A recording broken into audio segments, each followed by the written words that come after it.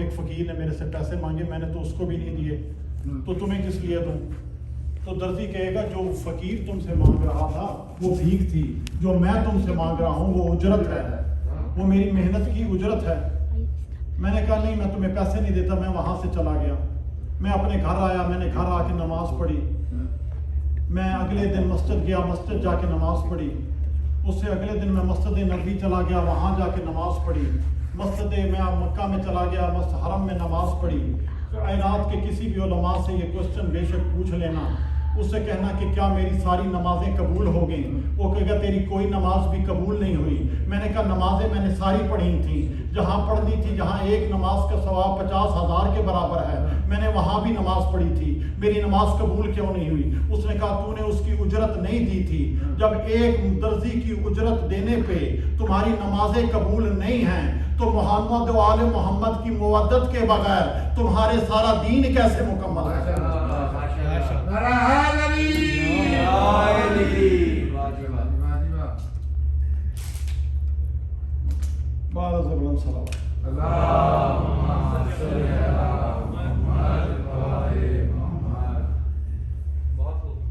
اب یہاں پہ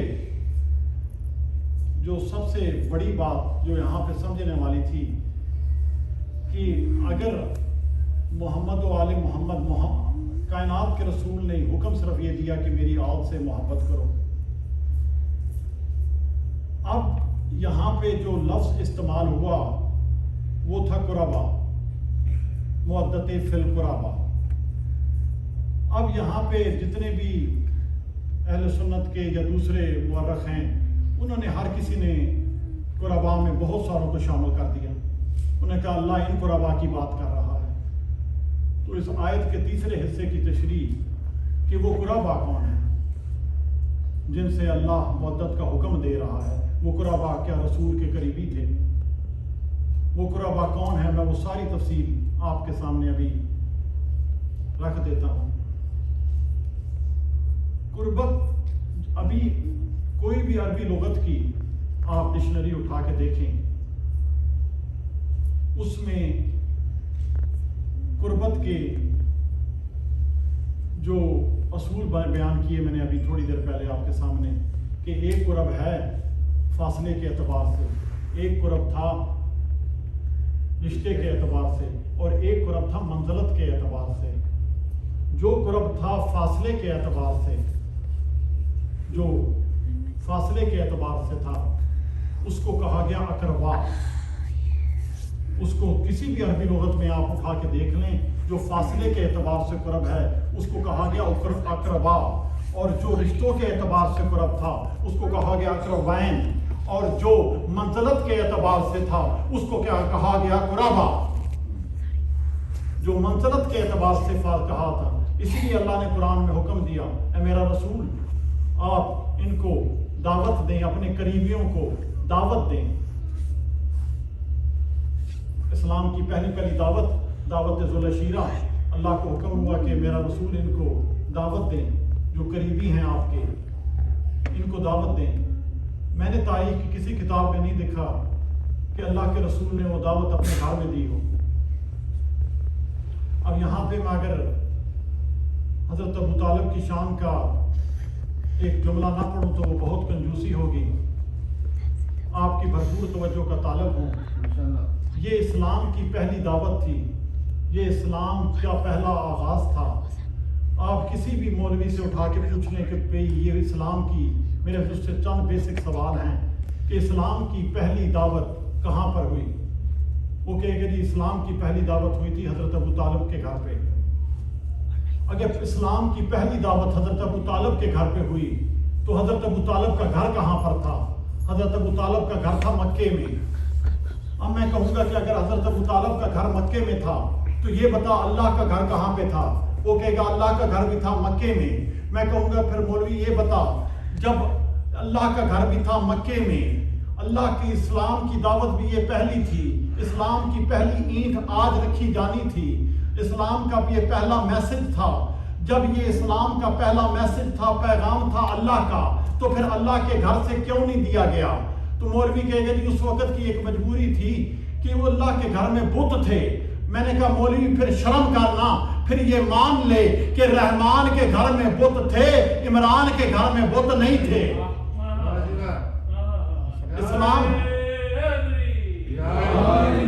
اسلام کی پہلی دعوت حضرت ابو طالب کے گھر پہ ہوئی. کوئی چھوٹی سی دعوت نہیں تھی, 3 دن دعوت چلی. یہ پہلے پروگرام بنا کے آئے ہوئے تھے کہ رسول کو کوئی بات کرنے نہیں دینی. جب 2 دن دعوت کھا کے چلے گئے, اس وقت کائنات کے رسول نے کہا چچا جان یہ تو کوئی بات سنتے ہی نہیں, یہ تو بات کرنے کا موقع دیتے ہی نہیں. حضرت ابو طالب کہتے ہیں محمد تو صرف یہ بتا تو نے بات کرنی کب ہے. کہا میں سوچ رہا ہوں آج وہ اللہ کی طرف سے دیا ہوا اعلان آج میں کر دوں. کہا کہ محمد پریشان نہ ہو, آج میں تجھے اس بات کی ضمانت دیتا ہوں کہ آج کوئی اٹھ کے نہیں جائے. تیسرے دن دعوت ہوئی, یہ سب دعوت کھا کے اٹھ کے چلنے لگے. اس وقت حضرت ابو طالب نے تلوار نیام سے نکالی, آ کے دروازے پہ کھڑے ہو گئے. ابو جہل نے ابو لہب کی طرف دیکھا, اس نے کہا یار یہ کھانا کھلا کے اس کے بعد یہ تلواریں نکال رہے ہیں, پتہ نہیں آج ان کا مزاج کیا ہے. حضرت ابو طالب آپس میں انہوں نے ابھی چرمگانیاں شروع کی. تاریخ کی ہر کتاب میں لکھا ہے اس وقت حضرت ابو طالب کو جلال آیا, ان کی طرف دیکھ کے کہا اسکت, خاموش ہو جاؤ. سب کے سب زمین پہ بیٹھے. کائنات کا رسول میرا حضرت ابو طالب کائنات کے رسول کے سامنے آ کے کہتے ہیں کم یا سیدی و مولائی, کم یا سیدی و مولائی, بولو اے محمد, اے میرے مولا, اے میرے آقا بولیے. اللہ نے جو آپ کو پیغام دیا ہے آج وہ پیغام ان تک پہنچا دیجئے. حضرت عمران کے منہ سے کم یا سیدی و مولائی کے لفظ نکلنے تھے, آواز قدرت آئی, اے میرا اے عمران, امامت خدا کی خدائیت تو پہلے ہی تیری مقروض ہے. آج تو نے 40 کافروں میں بڑے مجمع میں میرے محمد کو مولا کہا ہے.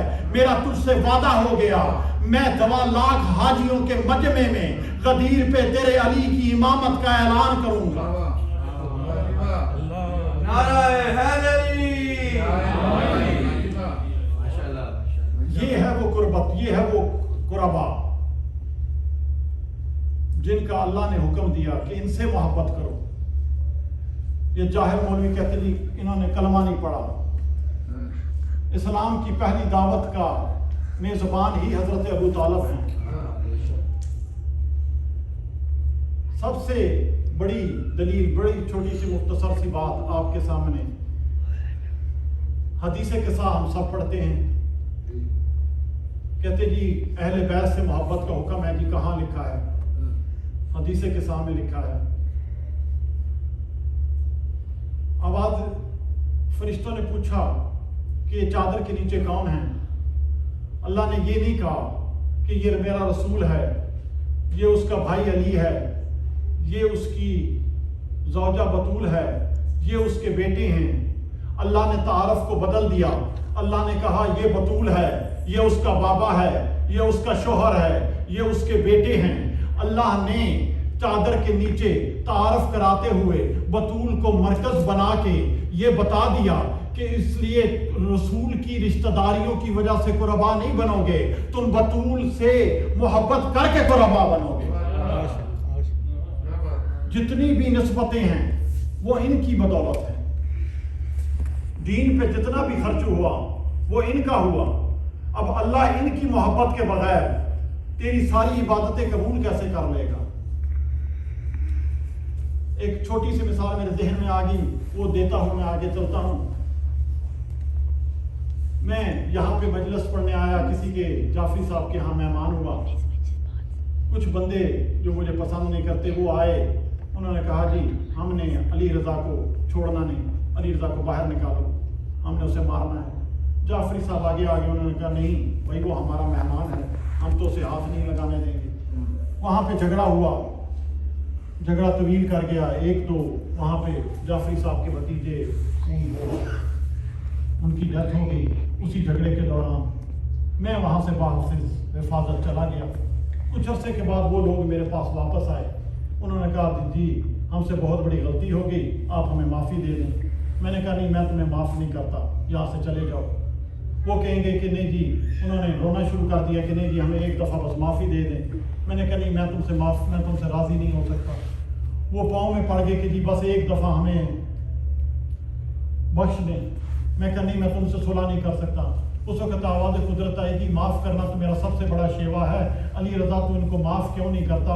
میں ہاتھ جوڑ کے کہوں گا میرا مالک میرا خالق، لڑائی میری نہیں تھی لیکن سب نقصان ہوا جعفری صاحب کا۔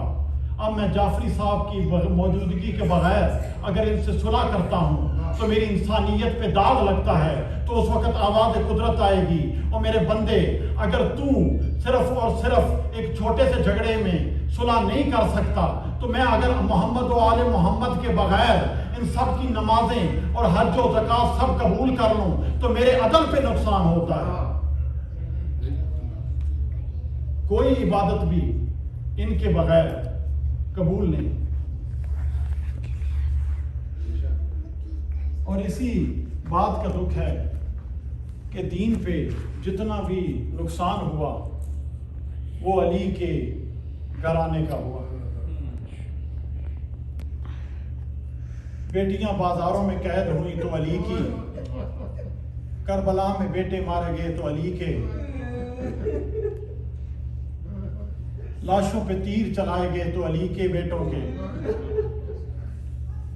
عزاداروں، 2 محرم کا آ گئی ہے۔ میں امام حسین علیہ السلام کی مدینے سے روانگی کے صرف چند جملے پڑھنا چاہتا ہوں۔ شہزادی سغرا ان بیویوں میں سے ایک بیوی ہے جس کے عمر صرف تھی 7 سال، لیکن سر کے بال سفید ہو گئے تھے۔ میرے جب مولا حسین نے مدینہ چھوڑا تھا، شہزادی اتنا روئی سر کے بال سفید ہو گئے۔ عزاداروں، میرا مولا حسین حجرے میں تشریف فرما ہیں۔ دروازے پہ دکل باب ہوئی، ولید کا سپاہی آ کے کہتا ہے حسین تجھے ولید نے دربار میں بلایا ہے۔ امام نے دروازہ بند کر کے جب واپس آئے تو چہرے کی تاثرات تبدیل ہو گئے۔ بہن آگے بڑھ کے کہتی ہیں حسین تیرے چہرے کے تاثرات تبدیل ہو گئے ہیں، حسین پریشان کیوں ہے؟ آواز آئی مجھے ولید نے اپنے دربار میں بلایا ہے۔ جب دربار کا نام آیا ہے نا، اس وقت شہزادی نے بھائی کا دامن پکڑ لیا، رو کے شہزادی کہتی ہے حسین میں نے تجھے دربار نہیں جانے دینا، حسین دشمن زمانہ ہے، میں نے تجھے دربار جانے نہیں دینا۔ کہ بہن میں امام ہو کے جانتا ہوں ولید میرا قاتل نہیں۔ کہا نہیں حسین، جب سے انہوں نے حسن کی لاشیں پہ تیر مارے ہیں میری اس امت سے اعتبار اٹھ گیا ہے، حسین میں نے تجھے دربار جانے نہیں دینا۔ اس وقت علی کی بیٹی منہ خیام کی طرف کر کے کہتی ہے عباس، میرا مولا عباس دوڑ کے آئے۔ کہا اس وقت شہزادی نے دامن چھوڑ کے کہا عباس میں حسین کو تیرے حوالے کر رہی ہوں، میں نے جیسے حسین کو بھیجا ہے مجھے ویسے حسین واپس چاہیے۔ عزاداروں، میرا مولا حسین ولید کے دربار میں آئے۔ ولید کہتا ہے حسین یزید تجھ سے بیعت مانگتا ہے۔ یزید نے بیعت کا سوال کیا ہے۔ میرا مولا حسین کہتے ہیں وہ کمینہ تجھے حیا نہیں آتی، مجھ جیسا یزید کی بیعت کرے گا؟ جب اس نے میرے مولا حسین نے انکار کیا ہے، اس لعین نے اشارہ کیا ہے، ابھی فوجیوں کے قدم آگے بڑھے نہیں تھے، میرے مولا حسین کے منہ سے نکلا ہے اللہ اکبر، ابھی اکبر کی رے ختم نہیں ہوئی تھی، میرا مولا غازی ایسے آئے جیسے بفرتا شیر آتا ہے۔ میرے مولا حسین نے کہا نہیں غازی، جنگ نہیں کرنی۔ میرا مولا حسین واپس آئے۔ بہن آ کے کہتی حسین دربار میں کیا ہوا تھا؟ میرا مولا حسین کہتا ہے زینب بہن میں دیکھ آیا ہوں، اب ہم مدینے رہ نہیں سکتے، اس امت نے مجھے مدینے رہنے نہیں دینا۔ شہزادی کہتی حسین تو پریشان کیوں ہے؟ میرے نانے محمد کے پاس ایک علی تھا، نانے کی کائنات پہ نظر نہیں پڑتی تھی، تیرے پاس حصے کے ہیں 4 علی، पहला अली है अबू हनफिया, दूसरा अली है पहला अली का नाम था हज़रत हनफिया, दूसरा अली है हज़रत मुस्लिम बिन अकील, तीसरा अली है मेरा मौला अब्बास, चौथा अली था ज़ैनुल आबिदीन। मेरा मौला हुसैन कहते हैं इसी बात को तो परेशान हूँ, मैं करबला में किस किस अली को रोकूंगा। शहजादी औलिया कहते हुसैन 2 अली का दामन तू बन, सज्जाद और अब्बास की दामन मैं। बस अज़ादारों मेरे मौला हुसैन ने हुक्म दिया कि तैयारी करो। फहरिस्त बन गई, फहरिस्त तैयार हो गई। बीबियों को हुक्म मिल गया, जिन्होंने महमलों पे सवार होना था सब बीबियां सवार होना शुरू हुई। अज़ादारों मेरे मौला हुसैन जब सारी फहरिस्त तैयार कर बैठे, बीबियों के नाम आना शुरू हो गए। उस वक़्त जब शहजादी सुगरा को पता लग गया ना, बाबा ने फहरिस्त में मेरा नाम नहीं लिखा, दौड़ के आके चचा गाजी के पास आई है। कहती है चचा गाजी बाबे ने फहरिस्त में मेरा नाम नहीं लिखा। गाजी मौला हाथ जोड़ के कहते हैं मैं तेरा नौकर हूँ, मैंने कोशिश बड़ी की है, तेरा बाबा मानता कोई नहीं। जब गाजी मौला ने नहीं बात सुनी, उस वक्त शहजादी दौड़ के आके अपने हिस्से के भाई अली अकबर के पास आई है। 7 साल की मासूमा आके भाई की गोद में बैठी, कहती अकबर बता तो सही मैं कौन हूँ।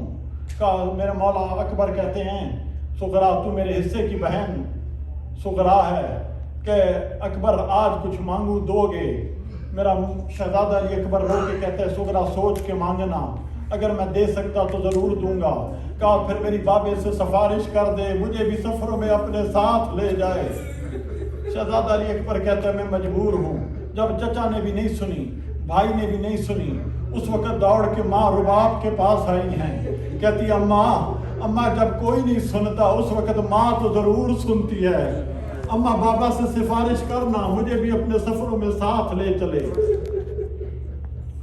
अज़ादारों मेरे मौला हुसैन ने तरतीब ये की कि हर घर के दरवाजे बंद करते थे। हर घर का दरवाज़ा बंद होता था, चाबी आके शहजादी सुगरा के हाथों पे। अज़ादारों घरों के दरवाजे बंद होते रहे हैं, 7 साल की मासूमा रोती रही है। हर कोई आके सुगरा को मिलता भी था, अपने घर की चाबियां भी रखता था। सुगरा रो के कहती थी अल्लाह के हवाले। अज़ादारों जब सब चाबियां आ गई हैं, शहजादी रुबाब की चाबी नहीं आई। मेरा मौला हुसैन शहजादी रुबाब के हुजरे में आए, कहते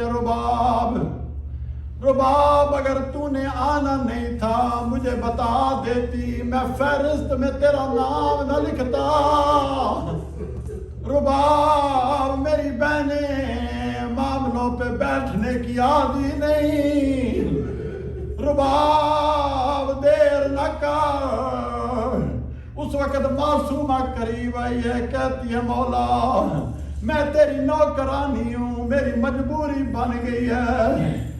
क्या तेरी कौन सी मजबूरी है? कहते मौला वो जो दरवाजे पे बैठी है उसने मुझे जाने कोई नहीं देना। मौला वो जो दरवाजे पे बैठी है उसने मुझे जाने कोई नहीं देना। मेरे मौला हुसैन कहते हैं रुबाब तू असगर को लेके मैं सुगरा से मिलने जाऊंगा। जब सुगरा मेरे से लिपटी होगी मैं इशारा करूंगा, तू असगर को लेके महमल पे सवार हो जाना। अज़ादारों मेरा मौला हुसैन को आता देखा शहजादी सुगरा ने हर किसी से बैठ के चाबियां ली है। उस वक्त मासूमा खड़ी हो गई है, दोनों हाथ बढ़ा के कहती है आओ अकबर का बाबा और बिस्मिल्लाह असगर का बाबा, आओ सकीना का बाबा। मेरा मौला हुसैन आ गया है, कहते हैं सुगरा सुगरा मैं अकबर का भी लगता हूँ, असगर का भी लगता हूँ, सकीना का लगता हूँ, तेरा कुछ नहीं लगता। रो के कहती है जो तेरे लगते थे उनको साथ ले जा रहा है। अभी मेरा मौला हुसैन बेटी के साथ लिपटे हुए थे, मेरे मौला हुसैन ने इशारा किया है। शहजादी रुबाब 9 दिन के असगर को लेके दौड़ना शुरू किया है। शहजादी सुगरा को माँ के कदमों की आवाज आई है, फौरन बाप से पीछे आती है, रो के कहती है अम्मा तूने नहीं मिलना, बेशक ना मिल, मुझे एक बार असगर मिला दे, अम्मा मुझे एक बार असगर मिला दे। शहजादी असगर को लेके आई हैं। अज़ादारों असगर ने आके फौरन शहजादी सुगरा की गोद में आए। थोड़ी देर बाद शहजादी सुगरा ने हाथ बढ़ाए, असगर नहीं आता। शहजादी रुबाब ने हाथ बढ़ाए, असगर नहीं आता। मेरा मौला हुसैन कहते रुबाब जल्दी कर, कहते मौला मेरी मजबूरी है, असगर मेरे पास वापस नहीं आता। शहजादे कहते सुगरा असगर को माँ के हवाले कर, कहते नहीं बाबा मैंने मांगा कोई नहीं था, असगर खुद मेरे पास आया है। बाबा तू भी मांग नहीं, अगर असगर जाता है तो बेशक ले जा। मेरे मौला ने शहजादे के कान में कोई बात की है, असगर ने तड़प के शहजादी सुगरा का दामन छोड़ दिया है। रो के कहती बाबा असगर से क्या कहा है, मेरा असगर जुदा हो गया है। मेरा मौला हुसैन कहते सुगरा मैंने सिर्फ इतना किया है, असगर तू जो बहन के पास रह गया तो करबला में मेरी गवाही कौन देगा, करबला में पानी कौन मांगेगा। अज़ादारों सारे मामलों पे सवार हो गए। मेरा मौला हुसैन आखिरी बार बेटी के महमल में खैमे में तशरीफ लाए हैं। बेटी के हुजरे में आए कि मेरी शहजादी दौड़ के आई है, कहती है बाबा बाबा सुगरा मिन्नत करती है, अगर लंबे सफर है मैं मर जाऊं तो 4 बंदे मेरी कब्र पे ना आए। का सुगरा बता तो सही कौन ना आए, का पहला मेरे हिस्से का भाई अकबर ना आए। अच्छा सुगरा दूसरा कौन ना आए, कहती है दूसरा मेरा चचा अब्बास भी मेरी कब्र पे ना आए। मैं चचा की मिन्नतें करती रही हूँ, मुझे साथ ले चल, चचा ने मेरी कोई नहीं सुनी। कहा अच्छा सुगरा अब्बास भी नहीं आएगा, का तीसरा कौन ना आए, का तीसरी मेरी अम्मा रुबाब भी ना आए। अज़ादारों शहजादी ने तीनों नाम बता के कहा अच्छा बाबा अल्लाह के हवाले, मेरा आखिरी जुमला जिन्होंने मातम करना है, कहा अच्छा बाबा अल्लाह के हवाले। शहजादी सुगरा कहते मेरा मौला कहते सुगरा बता तो सही चौथा कौन ना आए। मासूमा रो के कहती है बाबा अल्लाह के हवाले। कहा सुगरा बता तो सही चौथा कौन ना आए।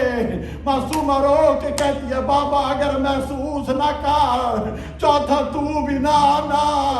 मेरा मौला रो के कहते सुगरा कोई आए ना आए, बाबे ने वापस कोई नहीं आना।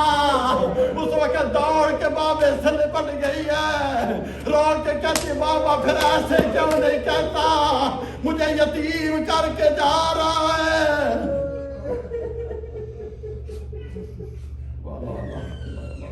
मातम हुसैन